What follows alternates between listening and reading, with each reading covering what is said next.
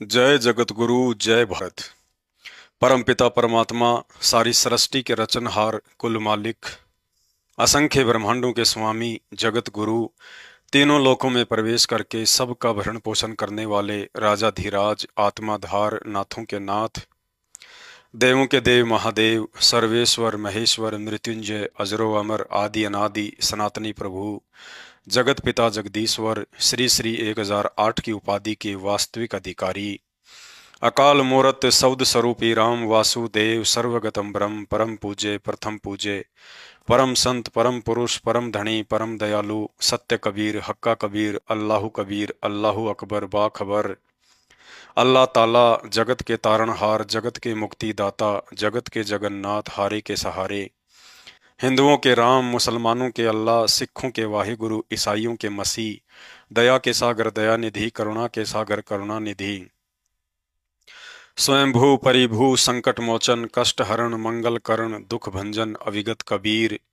निर्विकार निर्विषम परमात्मा, अलय अलेख सतगुरु, आदि अनादि सतगुरु, असली मर्यादा पुरुषोत्तम, असली राम, असली कृष्ण, असली घनश्याम, राजाओं के राजा, महाराजाओं के महाराजा, शहंशाहों के शहंशाह, सम्राटों के सम्राट, भगवानों के भगवान, अल्लाहों के अल्लाह, प्रभुओं के प्रभु, मसीहों के मसीह, सच्चे वाहिगुरु, बाबाओं के बाबा, पीरों के पीर, सर्वगुण संपन्न, अनंत कोटि कलाओं के स्वामी, अनंत कोटि ब्रह्मांडों के नायक, योगियों में महायोगी, ध्यानियों में महाध्यानी, सिद्धों में परम सिद्ध, ज्ञानियों में परम ज्ञानी, ब्रह्म ज्ञानी, महाज्ञानी, तत्व ज्ञानी, युवा कबीर, समरथ कबीर, अमित ओझा, असंवात, सच्चे रहनुमा, करीम अल्लाह, सुभान अल्लाह, दुनिया की अंतिम पैगंबर, संकट मोचन, दुख हरण, कष्ट मोचन, 8 सितंबर 1951 से गांव धनाना, जिला सोनीपत, हरियाणा, भारतवर्ष की पावन भूमि पे प्रकट रियल कल की भगवान संत शिरोमणि सतगुरु रामपाल जी परमेश्वर जी के चरण कमल में साध संगति से जुड़े हुए हम सभी भगत भाई बहनों का अनंत कोटि दंडवत प्रणाम। सत्साई भाई और बहनों, शंका समाधान के एपिसोड नंबर 8 में आप सभी का स्वागत है। तो चलिए शुरू करते हैं शंका समाधान। शंका: मेरा पति अनुपदेशी है तथा नौकरी करता है, दान धर्म के लिए पैसे नहीं देता है, मैं 10वें अंश या सेवा के लिए पैसे कैसे निकालूं? कोई समाधान बताएं। पूज्य गुरुदेव सतगुरु रामपाल जी भगवान ने भगत नेकी, सेव व सम्मन की कथा सुनाते समय बताया कि जब अपने गुरुदेव भगवान को भोजन करवाने के लिए कहीं से भी आटे का प्रबंध नहीं हुआ तो नेकी ने अपने पति सम्मन से कहा, आप दोनों बाप बेटे किसी लाला जी की दुकान से गुरुजी के लिए 1 किलो आटा चोरी करके ले आओ। छोटे बच्चे सेव ने कहा, माता जी, गुरुदेव भगवान तो सत्संग में कहते हैं कि चोरी करना महापाप है। जिस घर में चोरी का सामान आता है उस घर का तो सत्यानाश हो जाता है। गरीब सेऊ माता से कहे, चोरी आटा खाते नाही, माल बिराना मुसहरे, जिनका सब कुछ जाही।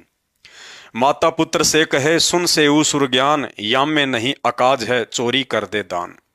नेकी ने अपने पुत्र सेऊ से कहा, बेटा, यदि आज इस नगरी से भोजन खाए बिना गुरुदेव भगवान भूखे चले गए तो इस नगरी का सत्यानाश हो जाएगा। इस नगर को बचाने के लिए यदि मजबूरी में दान धर्म के लिए चोरी भी करनी पड़ जाए तो पीछे मत हटना। और वैसे भी हम गुरुदेव भगवान और साथ में आए 2 भक्तों जितना ही आटा चोरी करेंगे, अपने लिए नहीं। इस तरह पिता पुत्र ने परमार्थ के लिए चोरी की और गुरुदेव भगवान ने बताया, उस चोरी से परमात्मा नाराज नहीं बल्कि अखंड प्रसन्न हुए।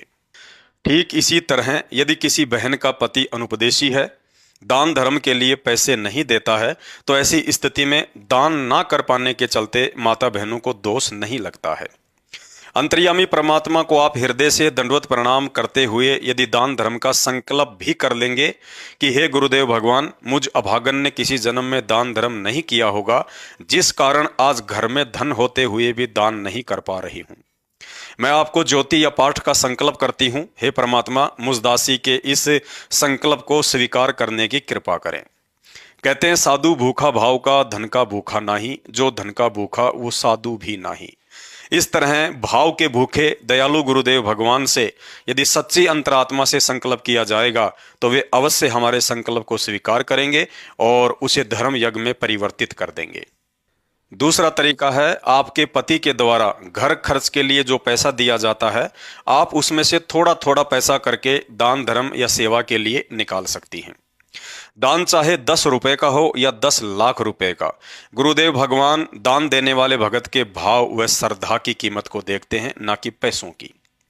बाकी ज्ञान आधार यही कहता है कि सेऊ समन के समय वाली परिस्थिति में तथा वर्तमान समय की परिस्थिति में काफी अंतर है। अतः वर्तमान में किसी भी भाई बहन ने चोरी करके या झूठ बोलकर दान नहीं करना है। गुरुदेव भगवान कहते हैं, आत्म प्राण उधार ही और न ऐसा धर्म। अर्थात सच्ची श्रद्धा के साथ यदि गुरुदेव भगवान को भगवान मानकर मर्यादा में रहकर भक्ति करते रहेंगे तो वह भी अपने आत्म कल्याण के मार्ग में एक बहुत बड़ा धर्म है। शंका, घर में पत्नी या माता पिता के साथ थोड़ा बहुत मन मुटाव या झगड़ा हो जाने पर मन करता है कि घर त्याग कर कहीं और चले जाएं। ऐसी स्थिति में क्या निर्णय लें? गुरुदेव भगवान कहते हैं, मन के मते न चालिए, मन है पक्का दूत, ले डूबे दरिया में फिर जावे हाथ से छूट। पूर्ण सतगुरु से नाम उपदेश लेने के बाद भगत के ऊपर मन अर्थात काल हर तरह से पूरी कोशिश करेगा कि इस प्राणी को वापस अपने पिंजरे में डाला जाए, लेकिन मर्यादा में रहकर भक्ति करते रहेंगे तो गुरुदेव भगवान के आशीर्वाद से मन की हर चाल असफल होती चली जाएगी। नाम उपदेश लेने के बाद परिवार के अन्य अनुपदेशी व्यक्तियों के साथ भक्ति मार्ग की क्रियाओं को लेकर थोड़ा बहुत मनमुटाव होना स्वाभाविक है, क्योंकि उपदेश लेने के बाद परिवार वालों की क्रियाओं में और भगत की भक्ति वाली क्रियाओं में दिन रात का अंतर होता चला जाता है। ऐसी स्थिति में यह सोचकर ज्यादा समझदारी भगत ने ही दिखानी पड़ेगी कि फिलहाल तत्व ज्ञान की समझ ना हो पाने के कारण ये लोग परमात्मा प्राप्ति के आध्यात्मिक मार्ग से अनजान व काल प्रेरित हैं तथा इन परिवार वालों को माध्यम बनाकर कहीं न कहीं काल मेरी मर्यादा तुड़वाने की कोशिश कर रहा है। भाइयों और बहनों, उपदेश लेने के बाद भगत की परीक्षा भी शुरू हो जाती है कि भगत के अंदर भक्ति के 5 गुण शील, संतोष, विवेक, दया, अक्षमा, इन सब का कितना प्रवेश हो पाया है। काल द्वारा जानबूझकर पैदा की जाने वाली ऐसी परिस्थितियों में भगत तत्व ज्ञान को आधार बनाकर धैर्य धारण करते हुए विवेक का इस्तेमाल करता है या परिवार के सदस्यों को मोहरा बनाकर काल ने भगत को विचलित करने के लिए जो षड्यंत्र रचा है उसमें आसानी से फंसता चला जाता है। गुरुदेव भगवान ने बताया कि ऐसी परिस्थिति में भगत ने उनके बराबर होकर या लड़ाई झगड़ा करके अपनी मर्यादा नहीं तोड़नी है। जैसे किसी पागल कुत्ते से सामना हो जाए तो उसे मारा नहीं करते, बल्कि उसे बचने का जो भी तरीका होता है वो अवश्य अपनाना चाहिए। गुरुदेव भगवान ने बताया कि एक तरफ तो आपको उपदेश देकर परमात्मा उस घर के बाकी सदस्यों के भक्ति संस्कार मजबूत करके अपनी शरण में लेना चाहते हैं, तो वहीं दूसरी तरफ काल चाहता है कि इस घर में लड़ाई झगड़ा करवाकर इस भक्ति करने वाले भगत को भक्ति से विचलित करके यहाँ से बाहर निकलवा दूं, ताकि इस घर में परमात्मा की आरती, सत्संग, सुमरण आदि का नामो निशान मिट जाए और बाकी लोगों को भी मेरे ही जाल में फंसा कर रखूं। अतः ऐसी स्थिति में ज्ञान को आधार बनाकर उपदेशी भगत ने और अधिक दृढ़ हो जाना चाहिए, क्योंकि आपके माध्यम से उस घर में यदि भक्ति प्रवेश रहेगी तो आज नहीं तो कल बाकी घर के सदस्य भी परमात्मा की शरण में आने को मजबूर होंगे। अन्यथा जल्दबाजी में आकर यदि आपने घर त्यागने का निर्णय कर लिया तो ना ही आप सही से भक्ति कर पाएंगे और ना ही पीछे से काल निरंजन परिवार के बाकी सदस्यों को परमात्मा से जोड़ने देगा। कुछ परिस्थितियों में भगत का परिवार में रहकर भक्ति करना बड़ा ही मुश्किल हो जाता है। जैसे आप और आपकी पत्नी दोनों उपदेशी हैं, लेकिन काल प्रेरणा से आपके अनुपदेशी माता पिता ने निर्णय कर लिया कि यहाँ रहना है तो इस भक्ति को छोड़ना ही पड़ेगा, वरना आप इस घर को छोड़कर जा सकते हैं।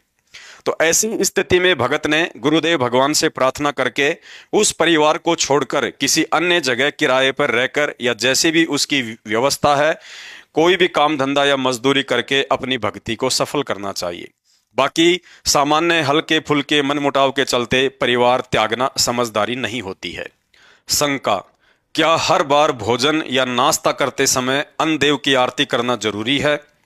गुरुदेव भगवान ने बताया कि उपदेशी भगत ने भोजन करने से पहले अन्नदेव की छोटी आरती और भोजन करने के बाद में अन्नदेव की बड़ी आरती अवश्य करनी चाहिए। शंका, क्या अन्न देव की आरती बोलकर करना जरूरी है?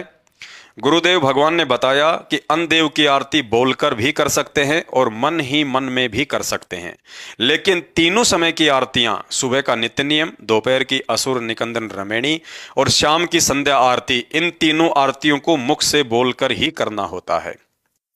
शंका: भोजन करने से पहले अन्न देव की छोटी आरती कैसे करें? थाली में भोजन रखने के बाद रोटी का एक टुकड़ा तोड़ लें। उस टुकड़े पर थाली में रखी समस्त सामग्री जैसे सब्जी, चावल, सलाद आदि का थोड़ा थोड़ा अंश उस रोटी के टुकड़े पर रख देना है। उसके बाद निम्न वाणियां बोलकर अन्न देव की छोटी आरती करके भोजन करना प्रारंभ करें। हे प्रभु, आपका बचा खुचा भोजन आपके दास को मिलता रहे, हमारे सर्व दुखों का निवारण करें। इसके बाद अन्न देव की छोटी आरती को पढ़ें। गरीब सुख देना, दुख मेटना, ताजा राखे तन, सुर 33 खुश किए, नमस्कार तो है अन्न। अंजल साहेब रूप है, खुदिया तृष्णा जाए, चारों युग परवान है, आत्म भोग लगाए। जो अपने से और कह एक कह पीड़ पिछान, भूखिया भोजन देत है, पहुंचेंगे परवान। अन्न देव तू अलख दयालम, तेरे पलड़े तुले न लालम। अन्न देव तू जगमग ज्योति, तेरे पलड़े तुले न मोती। वैरागर है पत्थर भारी, अन्न देव तू आप मुरारी। खुदिया तृष्णा मेटे पीड़ा, तेरे पलड़े तुले न हीरा। दास गरीब ये अन्न की महिमा, तीन लोक में जाकर रहमा। दास गरीब ये अन्न की महिमा, तीन लोक में जाकर रहमा। शंका: भोजन करने के बाद अन्न देव की बड़ी आरती कैसे करें? भोजन करने के बाद अंत में गुरुदेव भगवान को अलग से भोग लगाया हुआ रोटी का टुकड़ा ग्रहण कर लें। उसके बाद अन्न देव की बड़ी आरती करें। पाया प्रसाद मन बया थीर, रक्षा करे सतगुरु रूप में सत्य कबीर। आरती अन्न देव तुम्हारी, जासे काया पले हमारी। रोटी आदि रोटी अंत, रोटी ही को गावे संत। रोटी मध्य सित सब साध, रोटी देवा अगम अगाध। रोटी ही के बाजे तूर, रोटी अनंत लोक भरपूर। रोटी ही के राटारंभ, रोटी ही के है रणखंभ। रावण मांगण गया चून, ताते लंक भई बेरून। मांडी बाजी खेले जुआ, रोटी ही पर कैरू पांडव मुआ। रोटी पूजा आत्म देव, रोटी ही परमात्म सेव। रोटी ही के हैं सब रंग, रोटी बिना ना जीते जंग। रोटी मांगी गोरखनाथ, रोटी बिना ना चले जमात। रोटी कृष्ण देव को पाई, तांते 88 की खुदिया मिटाई। तंदल विपर को दी आदेख, रची सुदामा पुरी अलेख। आदीन विदुर घर भोजन पाई, कैरों बूढ़े मान बढ़ाई। मान बढ़ाई से हैं दूर, आजिज के हरि सदा हजूर। भूख बाकड़ा दिए विचार, भय चकवे कई एक बार। बिठल होकर रोटी पाई, नाम देव की कला बंधाई। धना भगत को दिया बीज, जाका खेत निपाया रीज। द्रुपद सुता को दीने लीर, जाके अनंत बढ़ाए चीर। रोटी चार भारिया घाली, नरसीला की हुंडी झाली। सांवड़ सा सदा का साही, जाकी हुंडी तत्पर लही। जड़ को दूध पिलाया जान, पूजा खा गए पाषाण। बलि को जग रची अश्वमेघ, बावना होकर आए उमेद। तीन पैड़ जग दिया दान, बावन को बलि छले निदान। नित बन कपड़ा देते भाई, जाके 9 लख बालद आई। अवगत के सो नाम कबीर, ताते टूटे जम जंजीर। रोटी तैमुर लंग को दीनी, ताते 7 बादशाही लीनी। रोटी ही के राज रुपाट, रोटी ही के हैं गष्ठाट। रोटी माता रोटी पिता, रोटी काटे सकल व्यथा। दास गरीब कहे दरवेशा, रोटी बाटो सदा हमेशा। गरीब बुढ़िया और बाजीद जी सुनही के आनंद, रोटी चारों मुक्ति हैं कटे गलफंद। एक दाने का निकास, सहस्र दानों का प्रकाश। जिस भंडारे से अन्न निकसा, सो भंडारा भरपूर। काल कंटक दूर, सती अन्न देव संतोषी पावे। जाकी वासना 3 लोकों में समावे। सती अन्न देव संतोषी पावे, जाकी वासना 3 लोकों में समावे। शंका: दिन में जितनी बार भोजन या नाश्ता करते हैं, तो क्या हर बार अन्न देव की दोनों आरती करना जरूरी है? जी हाँ, दिन में जितनी बार भी भोजन या नाश्ता करें तो हर बार अन्न देव की दोनों आरती करना जरूरी है, क्योंकि आरती करके भोजन ग्रहण करने से साधक सर्व पाप कर्मों से मुक्त होता चला जाता है। शंका: मैं अनपढ़ हूं, अन्न देव की आरती कैसे करूं? यदि आप अनपढ़ हैं तो भक्ति बोध पुस्तक जिसमें अन्न देव की दोनों आरती लिखी हुई हैं, या आप साध संगति से जुड़े हुए हैं तो आपके पास अन्न देव की आरती का एक कार्ड डाक द्वारा घर पर पहुंच चुका होगा। उसे अपने साथ में रखें। जब भी भोजन या नाश्ता करें तो किसी अन्य उपदेशी या अनुपदेशी व्यक्ति से अन्न देव की आरती पढ़वा सकते हैं, या जब तक दोनों आरती आपको याद नहीं हो जाती हैं तब तक गुरुदेव भगवान की आवाज में मोबाइल के माध्यम से ऑडियो वीडियो से भी कुछ दिन कर सकते हैं। लेकिन कुछ दिनों में आरती याद हो जाने के बाद आपने स्वयं ही करनी होती है। शंका: यदि परिवार में सभी सदस्य उपदेशी हैं तो प्रथम मंत्र का जाप एक साथ बैठकर बोलकर कर सकते हैं या नहीं। गुरुदेव भगवान के आदेश अनुसार प्रथम मंत्र का जाप दोनों तरह से कर सकते हैं, अर्थात बोलकर भी कर सकते हैं और मानसिक रूप से मन ही मन में भी कर सकते हैं। यदि परिवार में सभी सदस्य उपदेशी हैं तो प्रथम मंत्र का जाप एक साथ बैठकर बोलकर भी कर सकते हैं, लेकिन किसी अनुपदेशी व्यक्ति की उपस्थिति में बोलकर जाप करने का आदेश नहीं है। शंका, घर में छोटा बच्चा है और अनुपदेशी है, क्या उसके सामने प्रथम मंत्र का बोलकर जाप कर सकते हैं? यदि वह बच्चा उपदेशी भगत का है और उसकी उम्र 3 वर्ष से कम है तो प्रथम मंत्र का जाप बोलकर भी कर सकते हैं, लेकिन 3 वर्ष से बड़े अनुपदेशी बच्चे के सामने बोलकर मंत्रों का जाप नहीं करना है। 3 वर्ष के बाद बच्चे को भी उपदेश दिलवा देना अनिवार्य है। शंका, उपदेशी भगत के बच्चे सरकारी स्कूल में फ्री का खिलाए जाने वाला भोजन मिड डे मील खा सकते हैं या नहीं? परम पूज्य सतगुरु रामपाल जी भगवान के तत्व ज्ञान आधार से उपदेशी भगत के बच्चे सरकारी स्कूल में मिड डे मील अर्थात दोपहर के समय सरकार की तरफ से मुफ्त में खिलाए जाने वाला भोजन नहीं खा सकते। मुफ्त का सरकारी राशन खाने से भगत के ऊपर 3 लोग का भार चढ़ता है। सरकार जनता के टैक्स से वह भोजन उपलब्ध करवाती है और टैक्स के रूप में सरकार के पास आने वाला ज्यादातर पैसा बेईमानी, कालाबाजारी, नशा, मांसाहार, शराब आदि धंधा करने वालों की अनैतिक कमाई से आता है और ऐसी कमाई का अन्न खाने वाला नरक का भागी होता है। परमात्मा अपनी वाणी में कहते हैं, राज दवारे न जाइए, सुन चेला या सीख, खात भजन में भंग होवे या रक्त स्वरूपी पीव। अर्थात उपदेशी भगत के लिए गुरुदेव का सख्त आदेश है, यदि भक्ति सफल करनी है तो राजा का अन्न कभी भी ग्रहण नहीं करना चाहिए। उस अन्न को खाने का मतलब है किसी फोड़े से निकले हुए खूनी मवाद को खाना, क्योंकि राजा के ऊपर सबसे ज्यादा पाप कर्मों का भार होता है। यदि आप राजा के पाप कर्मों का बंटवारा करके अपना भजन बिगाड़ना चाहते हैं तो शौक से खा सकते हैं। इसलिए उपदेशी भक्तों को चाहिए कि अपने बच्चों को घर से खाना खिलाकर या टिफिन साथ में देकर स्कूल भेजें और बच्चों को भी समझाकर स्कूल भेजें कि हम समर्थ सतगुरु भगवान के बच्चे हैं। यदि भक्ति करेंगे तो हमारे भोजन की व्यवस्था हमारे गुरुदेव भगवान करेंगे। शंका, उपदेशी भगत के उपदेशी बच्चे स्कूल में गायत्री मंत्र बोल सकते हैं या नहीं? गुरुदेव भगवान ने बताया कि गायत्री मंत्र यजुर्वेद अध्याय नंबर 36 का मंत्र नंबर 3 है। इस मंत्र की शुरुआत में ओम शब्द नहीं लिखा हुआ है, अतः स्कूल में गायत्री मंत्र बोलते समय उपदेशी भक्तों के बच्चे शुरू में ओम शब्द ना बोलकर बाकी मंत्र बोल सकते हैं। गायत्री मंत्र पूर्ण परमात्मा कबीर साहेब जी की महिमा का श्लोक है तथा ओम शब्द काल निरंजन का मंत्र है, अतः पूर्ण परमात्मा की महिमा से पहले काल का ओम मंत्र बोलना पूर्ण परमात्मा की तौहीन है। शंका, उपदेशी भगत किसी अनुपदेशी व्यक्ति का जूठा खाना या उसके साथ बैठकर भोजन खा सकता है या नहीं? गुरुदेव भगवान के आदेश अनुसार उपदेशी भाई बहनों ने किसी भी अनुपदेशी व्यक्ति का जूठा भोजन नहीं खाना है, जबकि किसी अनुपदेशी व्यक्ति या अनुपदेशी रिश्तेदार आदि के साथ एक जगह बैठकर भोजन खा सकते हैं, लेकिन भूलकर भी उनके साथ एक ही बर्तन में भोजन नहीं करना है, अन्यथा मर्यादा खंडित होगी। तो शंका समाधान में आज केवल इतना ही। शंका समाधान के और अधिक वीडियो देखने के लिए हमारे Facebook page Pawan Das is live Manav Dharmi Pawan दास को फॉलो करें। वीडियो अच्छा लगे तो शेयर करें। बंदी छोड़ सतगुरु रामपाल जी परमेश्वर जी की जय हो।